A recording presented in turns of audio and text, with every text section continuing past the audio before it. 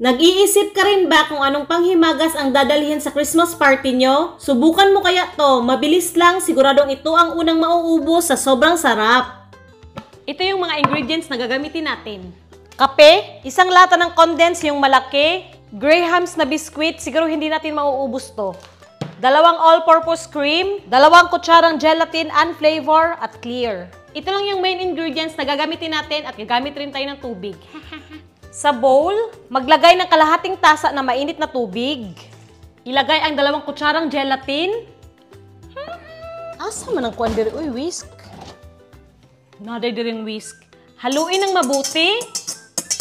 Haluin lang ng haluin, tapos pag feel mo na nangangalay na yung kamay mo at ganito na yung itsura, okay na. Bubuksan natin tong all-purpose cream at condensed. Guys, hindi ko na-play yung video. Nalagay ko na yung isang lata ng condensed. Kahit anong brand, pwede ha. At yung 2 pack rin ng all-purpose cream, kahit anong brand rin ha, pwede. Hindi naman to sponsor. And then, mix rin natin ng mabuti.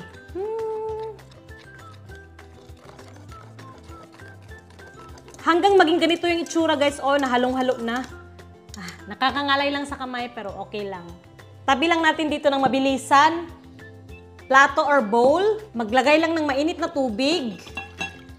Ibuhos natin yung kape. Haluin. Pwede ka gumamit ng Milo dito, pero gusto ko yung medyo may pait yung dessert. Yan na yan. Tapos inumin natin. Ito yung kape. May hinanda na akong tray dito. Yung Graham's crackers, ilublob natin isa-isa. Ganyan lang. Uy, saktong-sakto ah.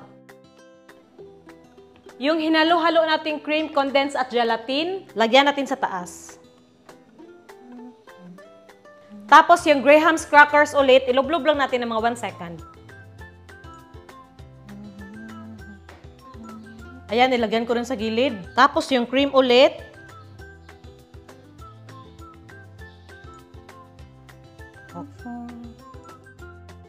Lahat ng natirang cream, ibuhos na natin.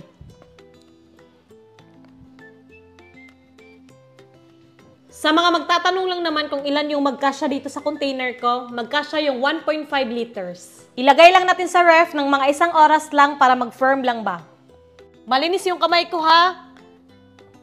Yan oh, hindi nabasa. Guys, pwede na to kainin ha, pero gusto ko lang lagyan ng design sa taas para maganda yung presentation.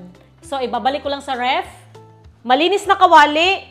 Painitin sa mahinang apoy lang. Tinitimplang gatas lang. Tapos, 1 cup ng chocolate nasa sa iyo kung anong gusto mo ha. Tapos, haluin lang natin to hanggang matunaw. Yan oh, melted na. Okay. Tentereren. Buhos na natin to.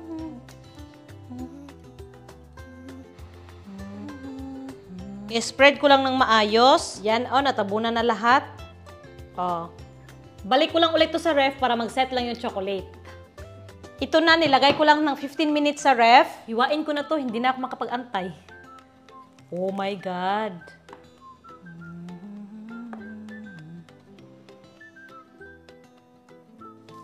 Wow.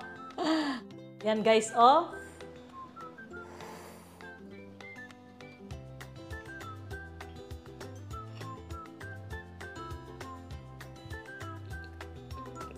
Wow, napaka-creamy. Ang sarap.